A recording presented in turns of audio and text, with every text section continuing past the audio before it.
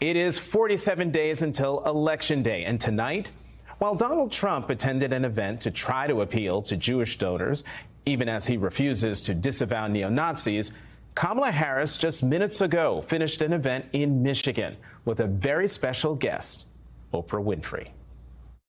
It seems to us that something happened to you the moment President Biden, stepped aside and withdrew his candidacy, that a veil or something dropped and you just stepped into your power? You know, we each have those moments in our lives where it's time to step up. Time to step up. Time to step up. Knowing what is at stake in terms of fundamental freedoms, what's at stake in terms of fighting against hate and those efforts to divide us. And I do know that I'm in a position to do something about it. So I felt a great responsibility. And the incredible power of the people, right? Who, you know, I'm not the only leader in this. We're all leaders in this. This is so much bigger than me. It's about who we are as Americans. And it's about making clear what we stand for. And what we stand for is, it is about the ideals upon which we were founded, including the importance of freedom and the importance of independence and the importance of dignity and purpose. But it is also about what we stand for in terms of our values. The live-streamed town hall event called Unite for America focused on building coalitions, increasing turnout, and energizing voters from across the political spectrum that have coalesced to support Kamala Harris's candidacy.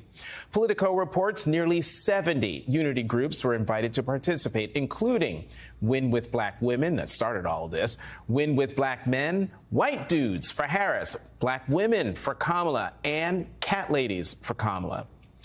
Kamala Harris used the event to speak directly to voters. One of the most powerful moments came when Oprah highlighted the story of a pregnant mother in Georgia whose preventable death is now being blamed on that state's abortion ban implemented after the Supreme Court overturned Roe v. Wade. Amber Thurman died in the hospital after waiting 20 hours for routine treatment that doctors feared to give her because they could face jail time under Georgia's abortion ban. Her mother and sisters were in the audience tonight. Initially, I did not want the public to know my pain. I wanted to go through in silence, but I realized that it was selfish. I want y'all to know Amber was not a statistic. She was loved by a family, a strong family, and we would have done whatever to get my baby, our baby, the help that she needed. When ProPublica came to my home, I pushed them away. No, but Kavithia, she was persistent. She said, it was something that you needed to know. You have to hear me. Women around the world, people around the world need to know that this was preventable. 2 years later, after speaking with my daughters, because I lost strength, I lost hope. You're looking at a mother that is broken. The worst pain ever that a mother, that a parent could ever feel. Her father and myself and the family, you're looking at it. Well, we appreciate so deeply you being here. And we're all watching you hear that tape and those words. We know how re-traumatizing that is and the strength it takes for you to be here to tell your story. And we deeply appreciate it. And I have to ask you, as her sisters, how are you coping? And what does knowing that this could have been prevented. How does that sit with you? How do you cope with that on a daily basis? I mean, it's heartbreaking. You know, that was my baby sister. I loved my baby sister, you know.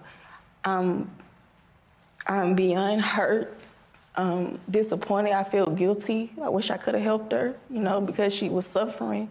Mm-hmm. And we had no idea. We trusted them to take care of her, you know. Mm-hmm. And they just let her die because of some stupid abortion ban. They treated her like she was just another number. Mm-hmm. They didn't care for her as if, you know, she was their daughter or their, you know, granddaughter. Yeah. You know, and she's not here. She'll never come back. Yeah. Andrika, what do you want to say? I want to say that it's very disheartening that my sister was allowed to suffer for 20 hours. She suffered. It was nothing that we could do to help her. We trusted the healthcare professionals to do their job and save her, but they failed her. Well, I think the most powerful thing that you've said here, Ms. Jeanette, is that your daughter is not a statistic. She had a life. She was loved by her sisters, loved by her family, loved by those who knew her, and she's not just a statistic. And we are happy to speak her name tonight in this room, talking about what this country needs in terms of reproductive rights and freedom. What do you want to say, Madam Vice President? I'm just so sorry. And the courage that you all have shown is extraordinary, because also you just learned about how it is that she died. And they just recently learned, yes. How? Yeah. And Amber's mom shared with me that the word over and over again in her mind is preventable. Yeah. Preventable. That word keeps coming to her. Mm-hmm. And this story is a story that is sadly not the only story of what has been happening since these bans have taken place. And, you know, so just to step back in terms of how we got here, the former president chose 3 members of the United States Supreme Court with the intention that they would overdo the protections of Roe v. Wade. Mm-hmm. And they did as he intended, and in state after state, including yours, these abortion bans have been passed that criminalize healthcare providers. In a couple of states, prison for life, Oprah. Prison for life in a couple of states for a doctor or a nurse who provides health care. And so it seems very apparent even when the mother's life is in danger. But see, here's the problem with that. Here's the problem with that. So is she on death's door before you actually decide to give her help? Mm-hmm. That's the problem. Is that what we're saying? Yeah. That you've got to prove you're on death's door. Like literally a doctor or a nurse has to say, she might die any minute, better give her now care. Mm-hmm. Because otherwise I might go to prison for life in some cases. Mm. Think about what we're doing in terms of saying that certain people who are in these state houses, and then starting with the former president of the United States, think they're in a better position than a doctor or a nurse to determine when their patient needs medical care. This literally, and Amber's story highlights the fact that among everything that is wrong with these bans and what has happened in terms of the overturning of Roe v. Wade, it's a healthcare crisis. It's a healthcare crisis that affects the patient and the profession.